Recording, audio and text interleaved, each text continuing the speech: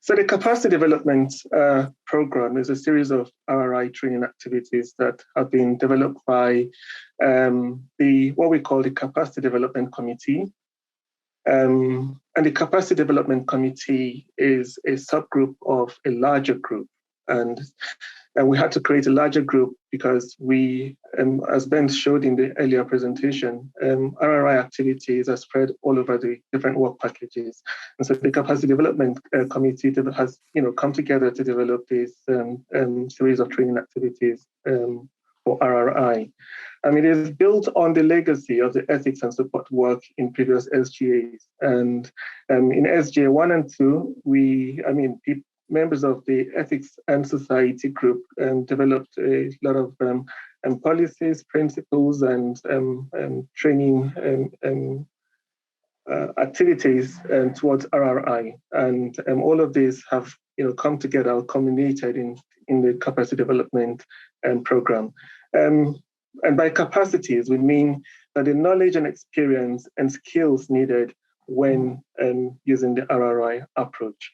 We feel that the development of these capacities is important to maximize the research being conducted in the HPP, and also to help increase the public acceptability of the EBRAINS.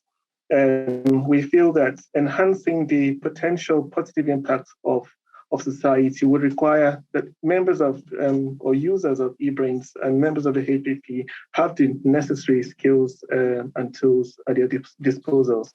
We feel that to implement that the capacity development program would help to implement effective communications and engagement activities targeting the general public. And the training program comprises of a lot of theoretical and practical activities, and the breakout session is an example of some of the practical activities that you would be, or that people engaged in the program would be involved in. And then the presentation that was given earlier is an indication of some of the kind of theoretical bits that the program would encompass. They are designed to increase understanding of RRI and its applicability to eBrain, and it will enable learners to build capacities for anticipating and identifying issues, societal issues and problematic issues in terms of the ethics, legal issues, as well as how they impact society, whether problematic or not. Among other things, the content have been developed to promote critical thinking on issues raised by research.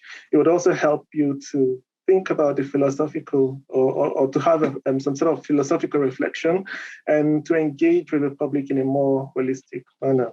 The main themes covered in the content are, all of the content in the capacity development program have been broken into three main themes, and they are responsible research and innovation, is the neuroethics bit, and then there's a data governance bit. So the data governance, we had an introductory session last week where some of the issues in the data governance or related to data governance were raised. So this session here is the RRI bit, and then next week there's another session on neuroethics, which you're all also invited to. So other capacity building activities or other capacity building objectives are to identify, understand, and address ethical, legal, and societal issues related to behavior and eBrains, to identify and involve relevant stakeholders, whether internal to eBrains or HPPs or external, that's the wider neuroethics or neuroscience community. And then to communicate responsibility on the research and activities of the HPP and eBrains. So this image you see on the screen shows you how the different themes are broken into modules, relevant modules. And then it also shows you who the target audience are. For some of them, the target audience sort of cuts across both internal and external users, data providers, infrastructure providers, and management and leaders.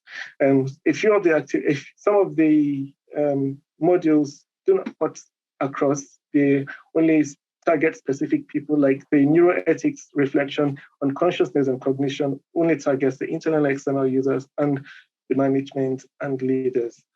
So this gives an example, or this sort of shows you how we've developed, or the kind of activities that have been developed around the capacity building.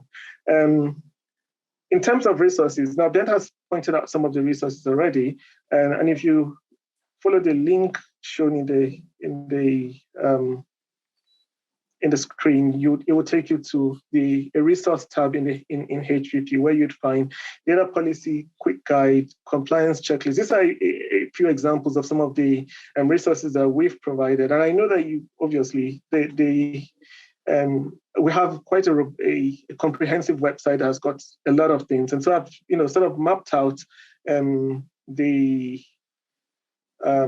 website to enable you to see exactly where to go if you're looking for the ethics resources. So you go to the social ethical reflective tab in the Human Brain Project, and then you click on ethics coordination, and there you'd find all the necessary ethics resources. So that's it from my side.